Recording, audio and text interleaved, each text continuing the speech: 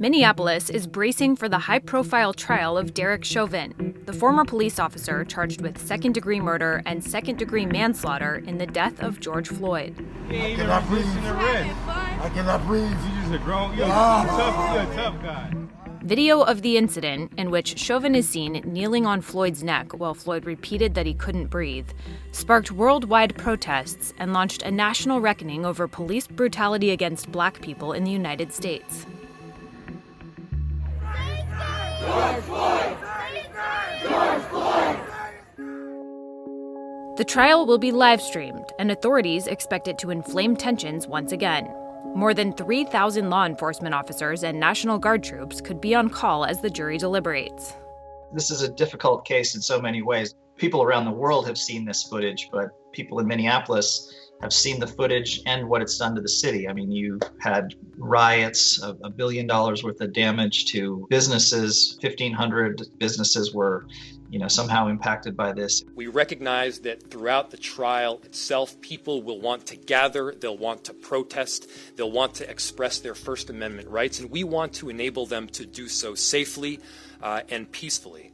Due to concerns surrounding COVID-19 and social distancing, Chauvin will be tried alone.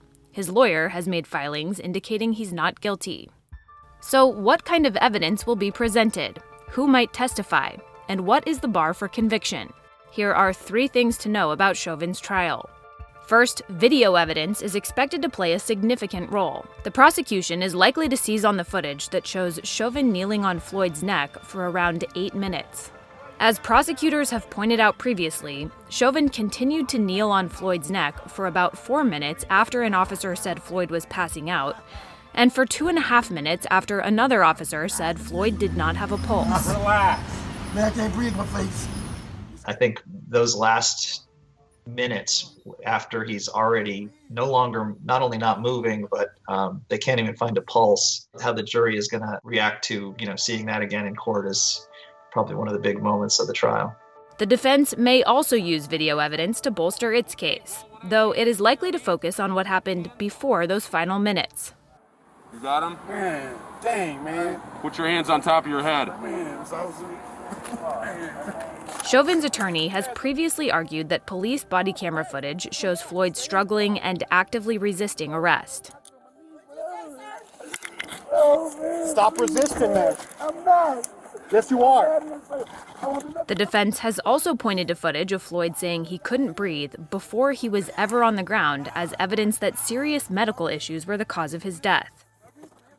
I can't breathe. Bleed. Medical evidence will also feature prominently in the trial. But the jury may hear conflicting testimony, especially because 2 different autopsies determined that Floyd's death was a homicide but gave different reasons for his death. The defense only wants to have the official medical examiner's report, which talks about George Floyd dying because of cardiac arrest complicated by the police trying to arrest him and subdue him, and then also mentioning that he had fentanyl and methamphetamines and a heart condition. Chauvin's attorney has pointed to that autopsy to argue that Floyd couldn't breathe due to a lethal dose of fentanyl and possibly a speedball, and that other pre-existing conditions combined with the drugs most likely led to his death. But another autopsy prepared for Floyd's family came to a different conclusion, that he died of asphyxiation at the hands of the police. Well, I think the question the 2 sides are going to be going back and forth on is what's standard procedure and what is police training. So what is the bar for a conviction? The most serious charge Chauvin is facing is second-degree unintentional murder. That means prosecutors don't need to prove intent to kill, but they must prove beyond a reasonable doubt that Chauvin intentionally inflicted substantial bodily harm to Floyd, which resulted in Floyd's death.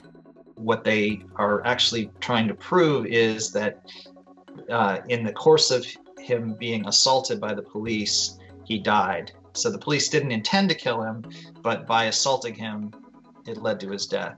Chauvin's attorney argued that the officers properly restrained Floyd because he was acting erratically and posed a risk of injury to himself and potentially to the officers. It really is a difficult thing to come to grips with because everybody's seen this video. The officers were all fired immediately. but it's still very difficult to prosecute a police officer in this country. Legally, the stakes are high. If Chauvin is acquitted, the 3 other officers may not go to trial at all for aiding and abetting him. Currently, that trial has been delayed until August. Lawyers for the 3 have made filings indicating they aren't guilty.